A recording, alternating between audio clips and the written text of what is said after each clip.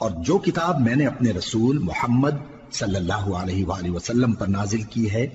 جو تمہاری کتاب یعنی تورات کو سچا کہتی ہے، اس پر ایمان لاؤ اور اس سے منکر اول نہ بنو، اور میری آیتوں میں تحریف کر کے ان کے بدلے تھوڑی سی قیمت یعنی دنیاوی منفعت نہ حاصل کرو، اور مجھی سے خوف رکھو،